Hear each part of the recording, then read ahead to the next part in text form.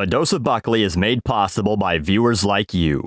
I'm like PBS, but more vulgar and with extra content for supporters instead of tote bags. The fuck did you need to tote anyway? Support the habit at patreon.com/doseofbuckley.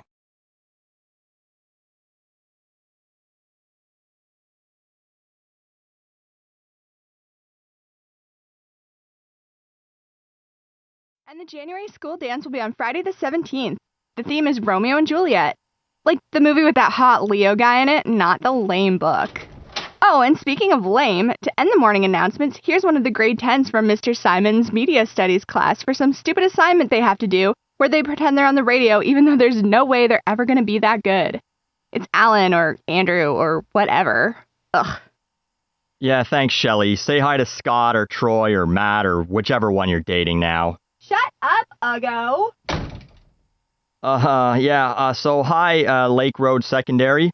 My name is Adam Buckley, and so my grandpa was actually a radio host, and he used to do these lists of the worst songs of the year, like every year, until he got fired for making fun of a song that the station manager was getting paid to promote. So anyway, it's a new year, and I thought it'd be funny to look back at last year's list of what I'm sure you'll all agree are the worst songs. Yeah, I'm sure, none of the popular kids are gonna, beat me up over this, so... here's my worst songs of 1996. Okay, so for the fifth worst song of the year, let's start with Quad City DJs. The song's called Come On Ride It, and then in brackets it says The Train. Ah, damn it, I thought I rewound this already. Hold on a sec. There we go.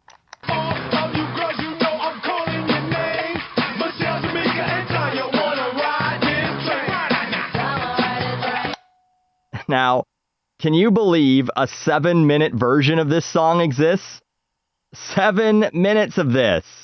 Oh, and by the way, the song isn't about a train ride, you see. The train is his, well, you know, and if you don't know, maybe you're in grade 9 and you came from a Catholic elementary school, well, they'll teach you more about it in grade 10 health class.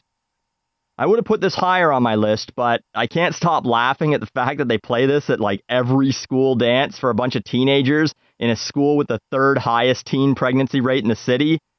Shelley, you're probably next. So even though it's just a stupid song with a lot of shrill noises and people screaming, woo, it's at the bottom of the list. It's still a bad song, but there are 4 I hated even more. Next, the 4th worst song of the year, we've got Geggy-Ta, whatever the heck that means. Whoever you are. All I want to do is to thank you, even though I don't know who you are. You let me change lanes while I was driving in my car. All I want to do is to thank you, even though I don't know who you are. You let me change lanes while I was driving in my car. Whoever you are.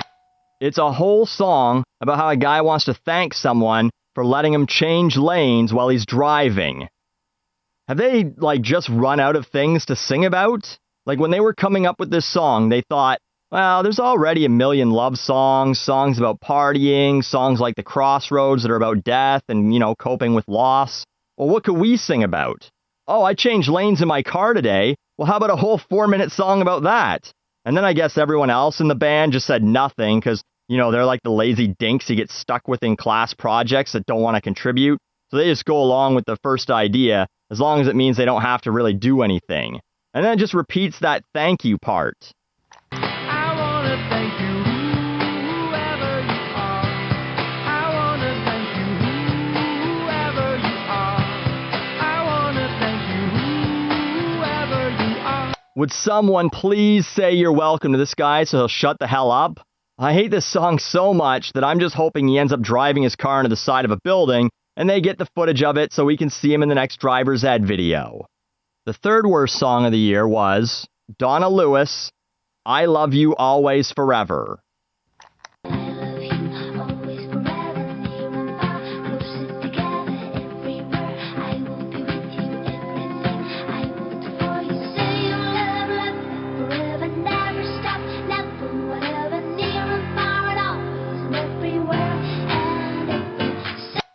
Oh my god, is that a real voice? Oh, it's so annoying. I thought they did something in the studio to make these people sound better. I think they forgot to press that button here. And I've never heard a song that sounded so fast and so boring at the same time. I can't quite figure out why, but it just feels like the musical version of drinking 3 Jolt Colas in a row and still wanting to fall asleep. And I know, guys, you're going to be like, oh, but you didn't see the music video? Oh, she's so hot. Oh, you see her belly button a couple times and she's like spreading her legs? You're gay if you don't like that song.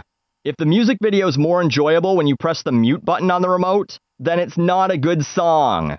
And by the way, if you think music videos are hot, well, wait until you idiots actually learn how to work a computer and see what's on the internet. Yeah, football team makes fun of me in the hallways, but they aren't calling me a geek when they're begging me for a disc full of behind-the-scenes photos from the movie Showgirls, are you, Chad Wilson? Anyway, the second worst song of the year was Deep Blue Something, and I didn't forget the third word. That's the actual band's name, Deep Blue Something, Breakfast at Tiffany's. Still, I know you just don't care. And I said, what about breakfast at Tiffany's? She said, I think I remember the film, and as I recall, I think we both kind of liked it. And I said, well, that's the one thing we got. So, this song is about a guy who's desperately trying to hold on to a girlfriend that clearly doesn't like him. I think that describes, like, every guy on the wrestling team here, but what's his big move to try and keep her? To remind her that they both watched the same old, crappy movie together once, and that they both kinda liked it. Even though she's like, I think I remember the film. That's it. He's trying to keep this relationship alive by remembering when they saw a movie. That's what you're going to base your whole relationship on?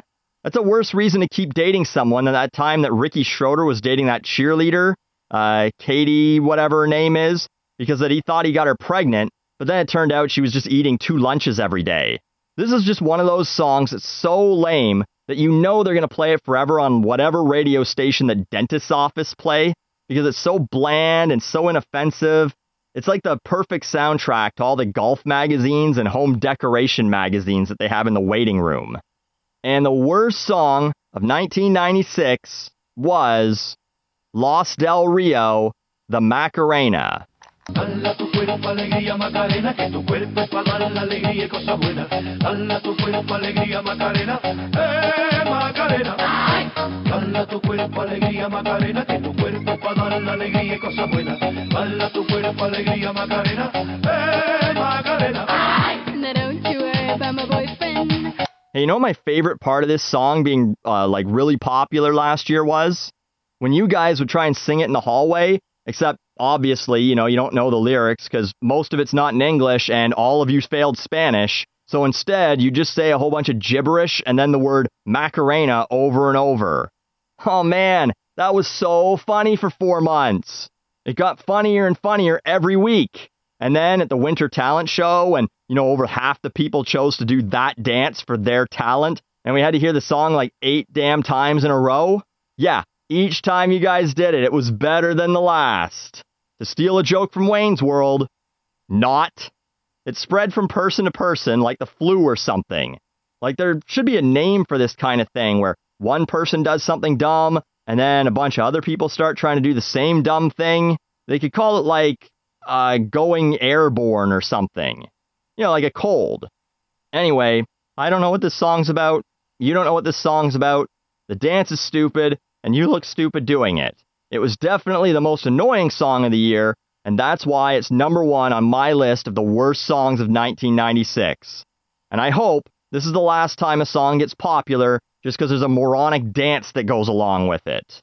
Alright, so that's the worst songs of 1996. Before I go, I did want to give not so honorable mentions to R. Kelly's I Believe I Can Fly. That's a song that just started getting popular before the Christmas break, so R. Kelly, if you do believe that you can fly, do us a favor and try.